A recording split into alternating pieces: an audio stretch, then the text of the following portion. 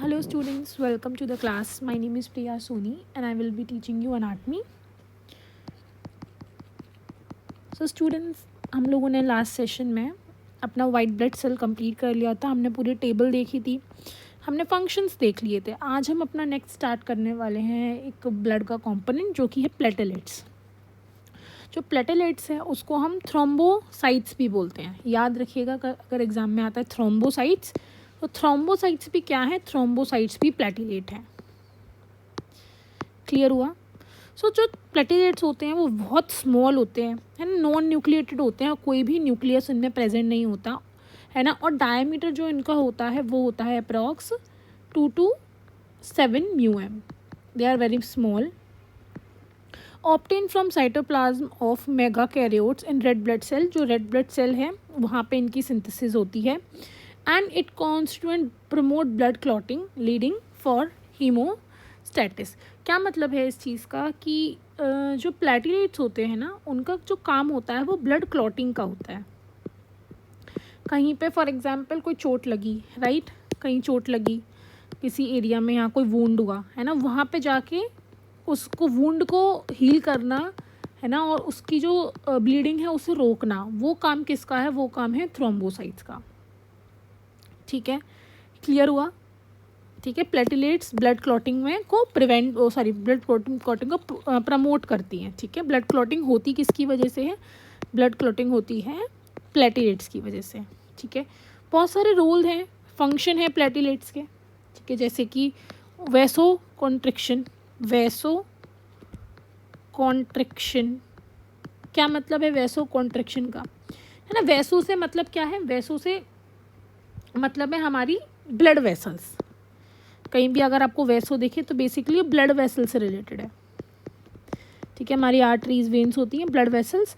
For example ये कहीं area है जहाँ पे चोट लगी है, ठीक है, और यहाँ से ब्लीडिंग हो रही है कॉन्टिन्यूसली, तो कोई हमारी ब्लड वेसल होगी ना जो उस एरिया में ब्लड लेके जा रही है, उस एरिया में ब्लड लेके जा रही है.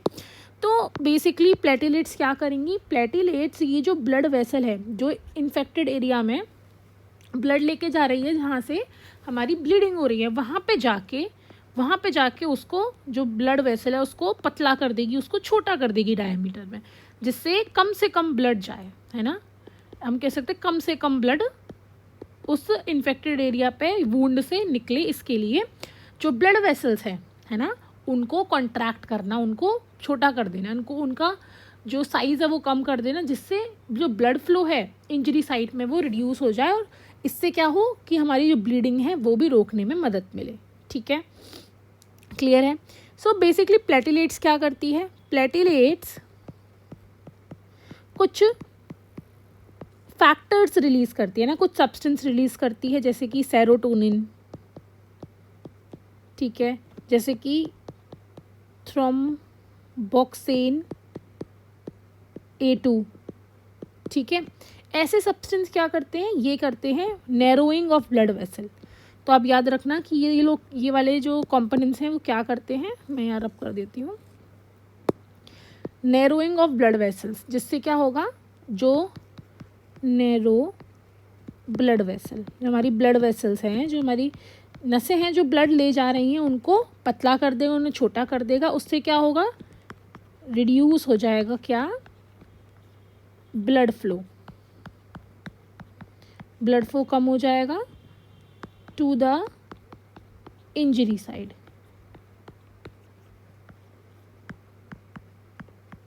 जहाँ पे इंजरी हुई है, जहाँ पे चोट लगी है, ठीक है, जहाँ पे ब्लीडिंग हो रही है, वहाँ पे ब्लड का फ्लो कम हो जाएगा और इवेंचुअली स्टॉप ब्लीडिंग. जो ब्लीडिंग है वो कम हो जाएगी, वो बंद हो जाएगी. इतना समझ में आ गया? मतलब पता चल गया कि क्या मतलब है वैसो कॉन्ट्रैक्शन का. क्लियर है? देन हमारा है platelets plaque formation. Platelet plaque formation. Basically क्या है, जो प्लेटलेट्स हैं वो एक तरीके का नेट लाइक स्ट्रक्चर बना लेती हैं, है ना, जिसको हम क्या कहते हैं, जिसको हम बोलते हैं प्लेटलेट प्लाक. तो नेट लाइक स्ट्रक्चर जो होता है, अगर वो किसी वुंड पे बन जाएगा तो क्या होगा, तो हमारा जो ब्लड फ्लो है, जो कि ब्लड लॉस हो रहा है, वो कम हो जाएगा. तो बेसिकली क्या है, प्लेटलेट्स जो प्रोसेस होती है प्लग, ये प्लग फॉर्मेशन की, प्लेटिलेट प्लग, उसमें क्या होता है, बहुत सारी प्लेटिलेट्स आपस में ऐसे करके जुड़ जाती हैं, ठीक है, आपस में जुड़ जाती हैं, अडेयर हो जाती हैं, जुड़ने को कहते हैं अडेयर हो जाती हैं, है ना, एक्टिव हो जाती हैं,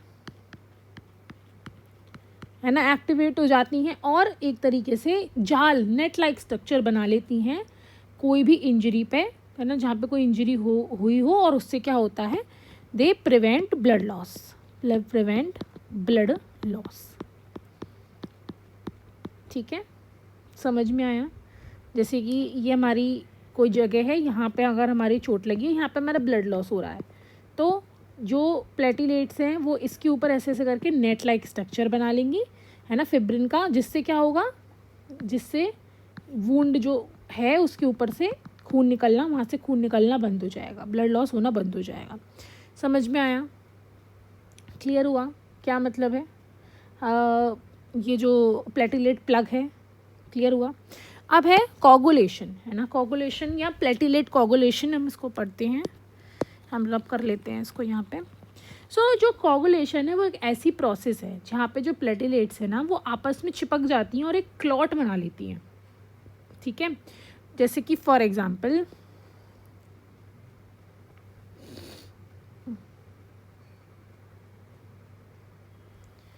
देखो, ये हमारी ब्लड वेसल है ना, फॉर एग्जांपल इधर कोई चोट लगी है ना, यहाँ पे कोई वुंड है, चोट, किसी को फॉर एग्जांपल यहाँ पे एक वुंड है, ठीक है, यहाँ से ब्लड लॉस हो रहा है कॉन्टीन्यूसली, तो क्या होगा, ये मानो ये जो वासो कॉन्ट्रैक्शन है वो भी इतना नहीं हुआ है कि यहाँ से ब्लड लॉस बंद हो जाए, है ना, यहाँ से ब्लड लॉस फिर भी हो रहा है कॉन्ट्रैक्शन होने के बाद भी। तो प्लेटिलेट्स क्या करती हैं, प्लेटिलेट्स आपस में मिलके ऐसे करके आपस में मिलके नेट लाइक स्ट्रक्चर बना के जो हमारी ब्लड वेसल होती है ना, उसके अंदर क्लॉट बना लेती है, क्या करती है, यहाँ पे क्लॉट बना लेती है, जिससे कम से कम जो ब्लड है वो वूंड तक जाए, ठीक है ना, उससे क्या होगा, ब्लड ब्लीडिंग रुक जाएगी। तो क्या होता है इस प्रोसेस में, कोगुलेशन में, याद रखिएगा, मैं आपको स्टेप लिख के दिखा देती हूँ। सबसे पहले प्लेटिलेट्स जो होती हैं, प्लेटिलेट्स स्टिक टुगेदर, है ना, आप इसमें चिपक जाती हैं, ठीक है, दे फॉर्म क्लॉट, एक क्लॉट स्ट्रक्चर बना लेती हैं चिपक के, एक नेट लाइक क्लॉट स्ट्रक्चर बना लेती हैं, ठीक है, स्टॉप कर देती हैं bleeding and seals the damage blood vessel.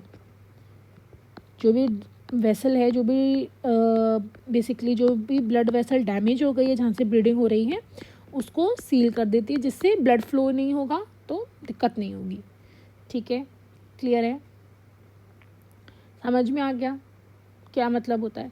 Coagulation एक ऐसी प्रोसेस होती है जिसमें बेसिकली जो ये मतलब पूरा आप देख सकते हो कि ब्लड जो हमारी ब्लड क्लॉटिंग में हेल्प करती है, हमारी ब्लड को ज़्यादा फ्लो ना हो और वीकनेस ना आए, उसके प्रिवेंट करती है, ठीक है, क्लियर है। अब हम लास्ट पढ़ते हैं जिसको हम कहते हैं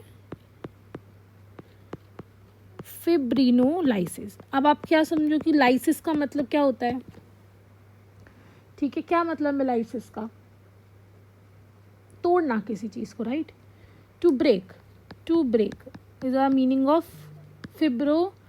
फिब्रिनोलाइसिस। तो क्या होगा, ये फिब्रिन को तोड़ना इज फिब्रिनोलाइसिस। सो बेसिकली क्या हो रहा है, जो कोगुलेशन में या ब्लड क्लॉटिंग में क्या हो रहा है, एक क्लॉट बन रहा है ना, क्लॉट बन रहा है, बेसिकली क्लॉट किसका होता है, फिब्रिन का होता है ना, जो भी लास्ट हमने पढ़ा था ना, क्लॉट बन रहा है, तो इस क्लॉट को बन गया, है ना, और क्या हुआ, प्लेटिलेट्स ने वुंड हील कर दिया, है ना, उसके ऊपर उसने एक तरीके से क्लॉट बना के वुंड हील कर दिया। अब क्या होगा, अब इस वाले क्लॉट को हटना पड़ेगा ना, जिससे दोबारा से ब्लड अच्छे से फ्लो हो जाए।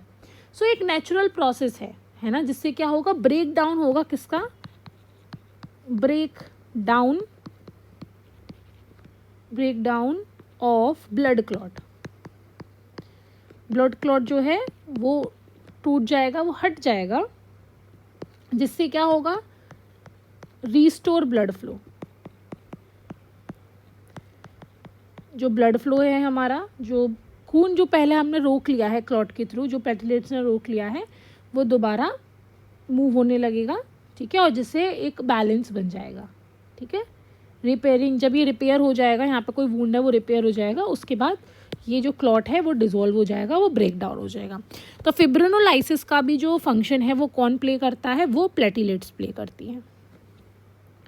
समझ में आया? बहुत अच्छे समझ में आया होगा, कोई प्रॉब्लम नहीं है फिब्रिनोलाइसिस वगैरह में, ठीक है, क्लियर है, हमने बिल्कुल समझ लिया। देन अब हम ब्लड, हमारा ब्लड जो है हमारा वो पूरा हो गया है, ब्लड के जितनी भी मेन चीज़ें हैं वो हमने सब पढ़ ली है। तो अब हम क्या करते हैं, हम फंक्शन पढ़ते हैं ब्लड का, कि ब्लड का क्या क्या फंक्शन है।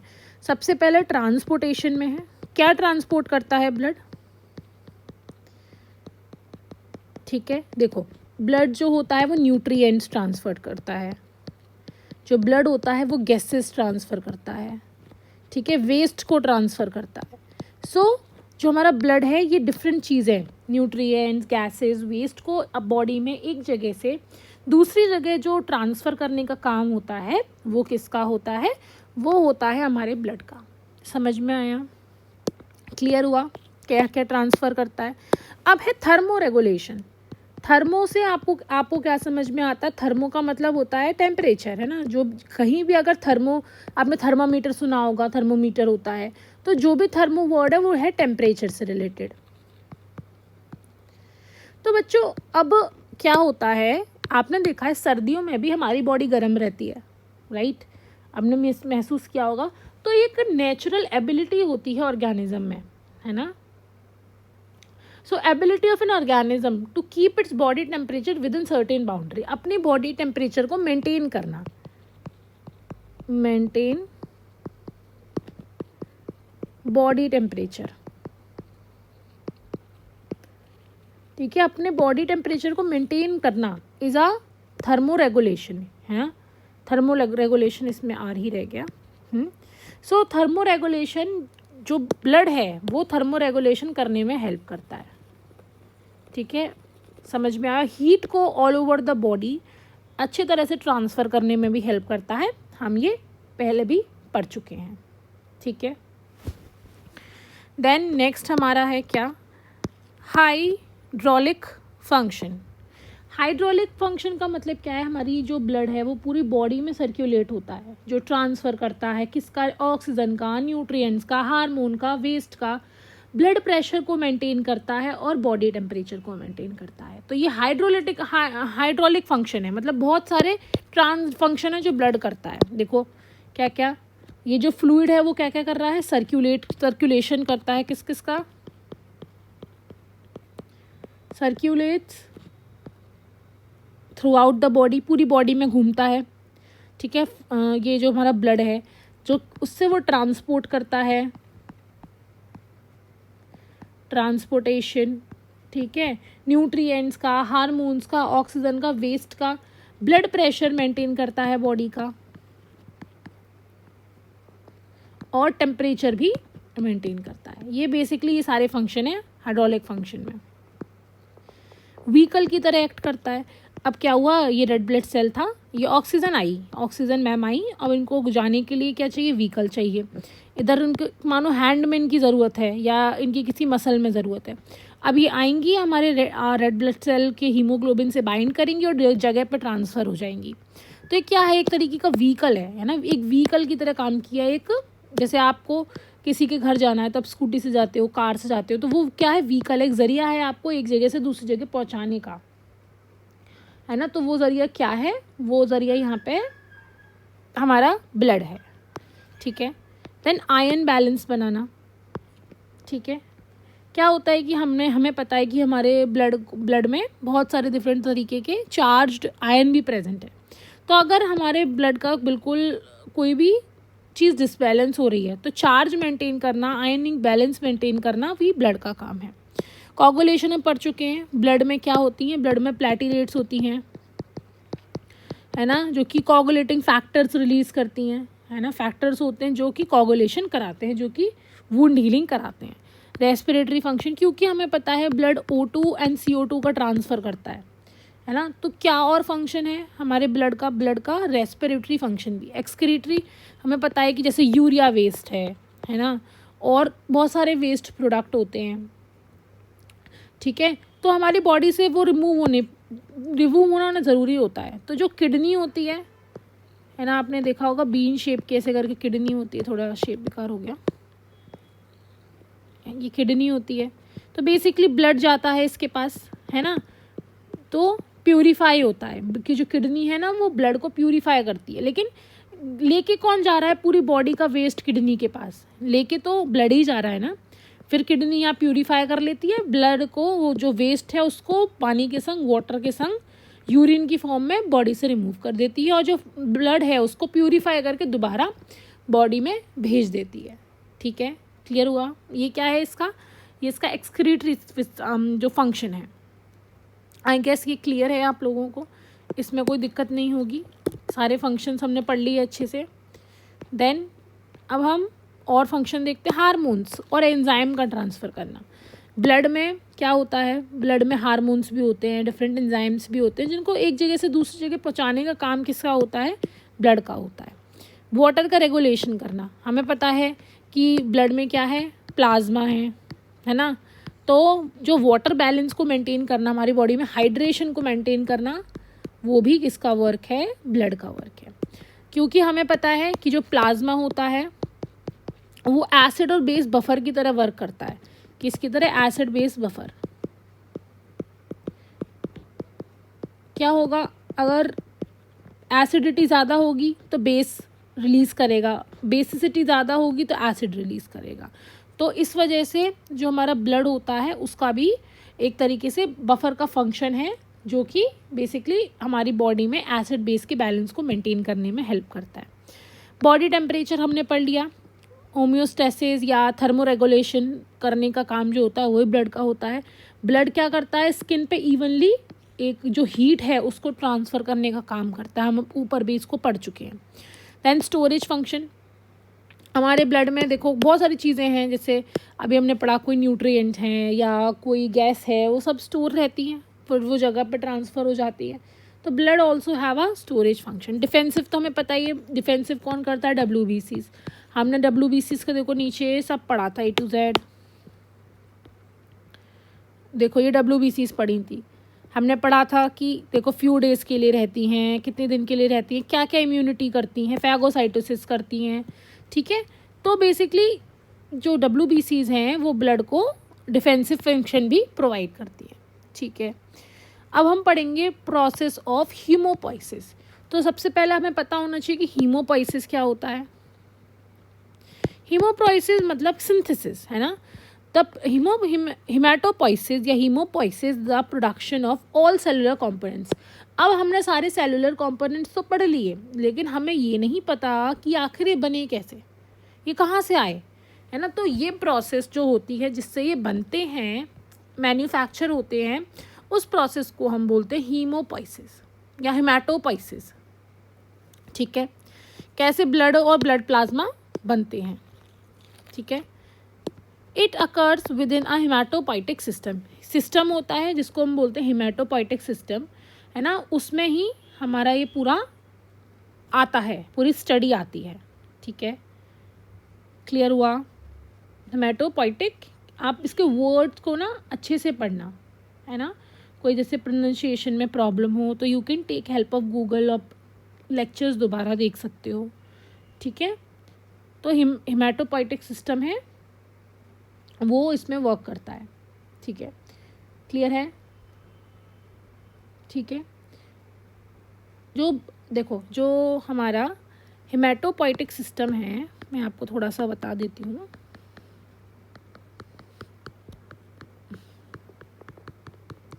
हिमेटोपोइटिक जो सिस्टम है ना उसमें काफ़ी सारी चीज़ें कंपोनेंट्स है, जैसे देखो बोन मैरो है, बोन मैरो में सिंथेसिस होती है ना। लिम्फॉइड ऑर्गन है, लिम्फॉइड ऑर्गन है जिसमें सिंथेसिस होती है सेल्यूलर कंपोनेंट्स की, है ना। क्लियर है? जैसे ब्लड सेल्स हैं। सो बेसिकली ये सब चीज़ें हैं जो कि हिमेटोपोइटिक सिस्टम में है। हेमेटोपोइसिस कहाँ होती है? हेमेटोपोइसिस होती है ज़्यादातर हमारे स्टेम सेल्स में। तो आपको लर्न करना है, साइट ऑफ हेमेटोपोइसिस है एक तरीके से हेमेटोपोइसिस, हेमेटोपोइटिक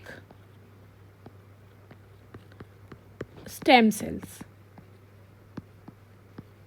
ठीक है। बोन मैरो में भी होती है, लिम्फोइड टिश्यू में भी होती है। तो हेमेटोपोइसिस से क्या होता है, हमारी ब्लड सेल्स की प्रोडक्शन होती है, हमारी ब्लड क्लॉटिंग के सेल्स की प्रोडक्शन होती है, और हमारा इम्यून रिस्पॉन्स जो WBC का डिफेंसिंग सिस्टम है बॉडी का, वो भी डेवलप होता है। कुछ ऑर्गन इंक्लूडेड हैं, कहना बोन मैरो है, लिवर है, स्प्लीन है, ये सब चीज़ें भी हमारे हेमेटोपोइटिक सिस्टम का पार्ट है। Simply haematopoiesis is a process through which a body cell manufacture blood cell. Body में ब्लड सेल का मैन्युफैक्चर होना, इस प्रोसेस को हम बोलते हैं हेमेटोपोइसिस, ठीक है। Around 250 billions to new RBCs, 20 millions हमारे पास WBCs, 25 बिलियंस क्या प्लेटिलेट्स है ना फॉर्म होती हैं हमारी बॉडी में ईच डे, हर दिन। पुरानी मरती हैं और नई फॉर्म होती हैं। अब सोचो कितना इंटीग्रेट सिस्टम है, कितना स्पेशलाइज सिस्टम है। So formation of blood cells जैसे RBC, WBC, platelets, it's term at haematopoiesis. इस प्रोसेस को जिसमें हीमोपोइसिस या हेमेटोपोइसिस, जिसमें RBC, ब्लड, प्लेटिलेट्स बन रही हैं, इसको हम क्या बोलते हैं, हेमेटोपोइसिस या haemopoiesis. And the tissue involve, ऐसा टिश्यू जिसमें ये हीमोपोइसिस हो रही है, हेमेटोपोइसिस हो रही है, उसको हम बोलेंगे हेमेटोपोइटिक टिश्यू। समझ में आया? हेमेटोपोइटिक टिश्यू क्या है, समझ में आया? क्लियर है? अब हीमोपोइसिस में भी मतलब हर एक सेल की मैन्युफैक्चरिंग अलग अलग तरीके से होती है। जैसे सबसे पहले इरिथ्रोपोइसिस। इरिथ्रोपोइसिस का क्या मतलब है?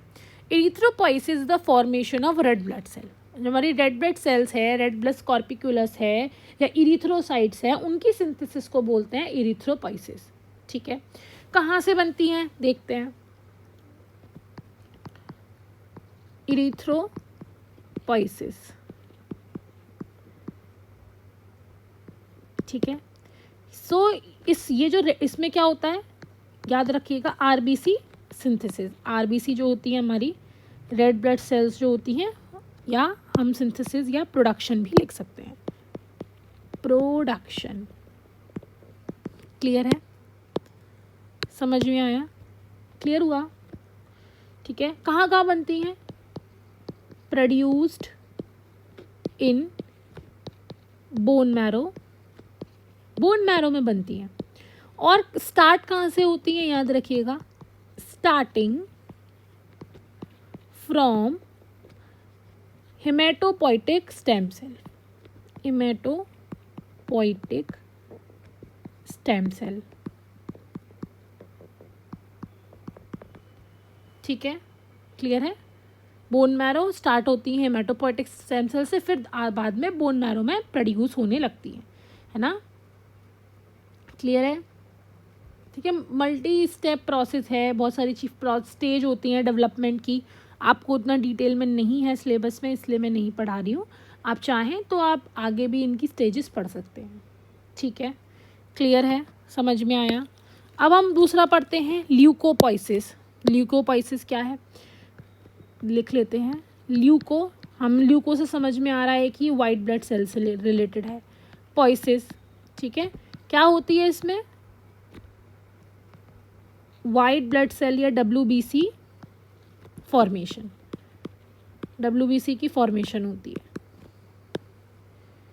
WBC प्रोड्यूस होते हैं, ठीक है। कैसे प्रोड्यूस होते हैं? Formed from, again, hematopoietic stem cell in a bone marrow. Bone marrow में हेमेटोपोइटिक स्टेम सेल्स होते हैं, अगेन ऊपर वाला ही जो हमने पढ़ा, इन बोन मैरो, ठीक है। ठीक है। इसके 2 पाथवे होते हैं बेसिकली ल्यूकोपोइसिस में, है ना, जो कि जिससे बनती है सिंथेसिस। आपको इतना नहीं पढ़ना, बेसिकली कहाँ बनते हैं, हेमियोपोइटिक स्टेम सेल से बनते हैं बोन मैरो में। तो लोकेशन आप बोन मैरो याद रख सकते हैं दोनों की, इरिथ्रोसाइट्स और ल्यूकोसाइट्स की, ठीक है। क्लियर हुआ? मेरे हिसाब से आपको ये क्लियर होगा, इसमें कोई प्रॉब्लम नहीं है। देन हमारा जो लास्ट है जिसको हम कहते हैं थ्रोम्बोपोइसिस। थ्रोम्बोपोइसिस क्या है? जो प्लेटिलेट्स हैं, है ना, जो अभी हमने पढ़ा, थ्रोम्बोसाइट्स जो होती हैं उनकी सिंथेसिस को हम बोलते हैं थ्रोम्बोपोइसिस। ठीक है, किसकी प्रोडक्शन है? प्लेटिलेट्स या थ्रोम्बोसाइट्स। अगेन ये भी कहाँ बनती हैं? ये भी बोन मैरो में बनती है। इसमें एक खास बात है कि ये जो पूरी प्रोसेस है ना, एक हार्मोन रेगुलेट करता है। So process is tightly regulated by मतलब एक हार्मोन है जो कि इसकी सिंथेसिस को पूरा इसका ध्यान रखता है। वो हार्मोन इंपॉर्टेंट है, आपको पूछा भी जा सकता है, जो कि है थ्रोम्बोपोइटिन।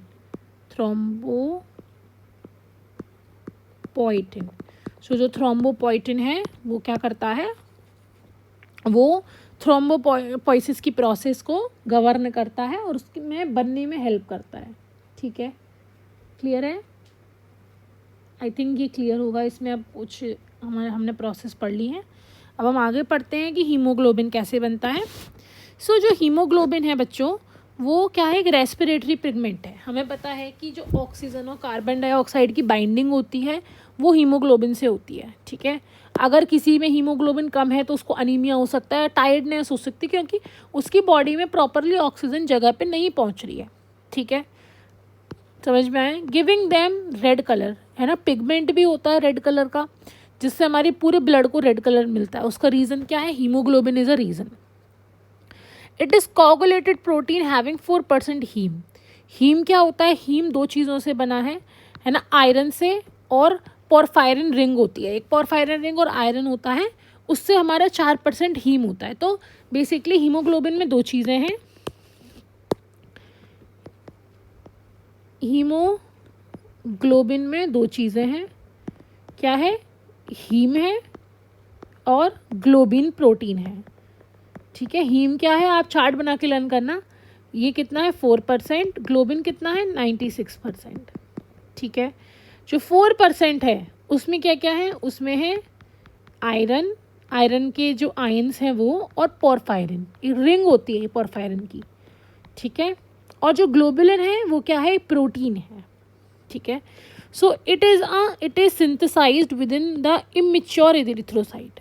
जो इमेच्योर इरिथ्रोसाइट होती है, जब इरिथ्रोसाइट बन रही होती है ना, जब आप प्रोसेस पढ़ोगे ना इरिथ्रोपोइसिस का, है ना, इरिथ्रोपोइसिस के प्रोसेस में ना आता है, ठीक है, कि ये एक प्री मैच्योर है या मैच्योर है। ठीक है, तो वो जो प्रोसेस है ना, जो स्टेजेस होती हैं उसकी, है ना, उसमें एक आता है स्टेज जिसमें मैच्योर नहीं होता, उससे पहले वाली स्टेज। ठीक है, तो बेसिकली एक स्टेज होती है जिसको हम बोलते हैं ऑर्थोक्रोमिक, है ना, ऑर्थोक्रोमिक स्टेज होती है ना। तो इस स्टेज से जो होता है वो हमारा हीमोग्लोबिन डेवलप होना चालू हो जाता है, किसमें? हमारे इरिथ्रोपोइसिस में। ठीक है, कहाँ पे? इन रेड बोन मैरो में। क्लियर हुआ? समझ में आया? देन अब देख लेते हैं, ये बहुत इंपॉर्टेंट है। फार्मासिस्ट हो, आपकी शॉप पे कोई आया, या आप किसी हॉस्पिटल में काम कर रहे हो, किसी ने बोला कि हमारी रिपोर्ट पढ़ दो, है ना, तो आपको पता होना चाहिए कि नॉर्मल लेवल्स क्या होते हैं। तो हीमोग्लोबिन डिपेंड करता है एज पे, सेक्स पे, एल्टीट्यूड पे, एक्सरसाइज पे, एक्साइटमेंट पे, एड्रेनलिन लेवल पे, हर चीज़ पे हमारा हीमोग्लोबिन डिपेंड करता है। अब जो पहाड़ पे लोग होते हैं, आपने देखा होगा, जो पहाड़ी लोग होते हैं उनके जो गाल होते हैं वो बहुत लाल लाल होते हैं। तो उसका रीज़न आपको पता है? उनके में जो हीमोग्लोबिन होता है, ये जो बेसिकली रेड ब्लड सेल होते हैं, वो थोड़े बड़े बड़े साइज़ के होते हैं, क्योंकि वो बहुत एल्टीट्यूड पे रहते हैं, उन्हें ज़्यादा ऑक्सीजन चाहिए, तो उनका हीमोग्लोबिन थोड़ा ज़्यादा रहता है। ठीक है, तो नॉर्मल हीमोग्लोबिन मेल्स में कितना होता है? 14 to 17। ठीक है, फीमेल्स में हीमोग्लोबिन कितना होता है? फीमेल्स में होता है 12 to 15 ग्राम। तो एटलीस्ट 12 होना चाहिए और ज़्यादा से ज़्यादा 15 होना चाहिए, है ना, पर 100 ml है ये, याद रखिएगा, ये पूरी यूनिट याद रखिएगा। देन न्यूली बॉर्न अगर कोई बच्चा पैदा हुआ है तो उसका 14.5 से 18.5 तक होना चाहिए, क्योंकि उसकी बॉडी अभी बर्थ हुआ है तो उसको ज़्यादा ऑक्सीजन की नीड है, उसको आदत नहीं है इस एनवायरनमेंट में रहने की, जब क्योंकि वो न्यूली बॉर्न है तो उसकी बॉडी को ज़्यादा से ज़्यादा ऑक्सीजन की नीड है। क्लियर है? तो बच्चों आज हमने ब्लड क्लॉटिंग के बारे में भी पढ़ा था, राइट? तो अब हम ब्लड क्लॉटिंग की पूरी मैकेनिज्म पढ़ेंगे नेक्स्ट क्लास में। कुछ ऐसे फैक्टर्स होते हैं जो कि ब्लड क्लॉटिंग में हेल्प करते हैं, ठीक है। पाथवेज होते हैं, ब्लड ग्रुपिंग एक बहुत इंटरेस्टिंग टॉपिक है। फिर हमारी एक लास्ट क्लास और बची है इस पूरी यूनिट की, है ना, जो कि है हमारी unit number chapter number 5 haemopoietic system. ये हमारा ख़त्म हो जाएगा अगली क्लास में may be. So then we will start chapter number 6। So आज के लिए बच्चों इतना ही। We will meet in the next class.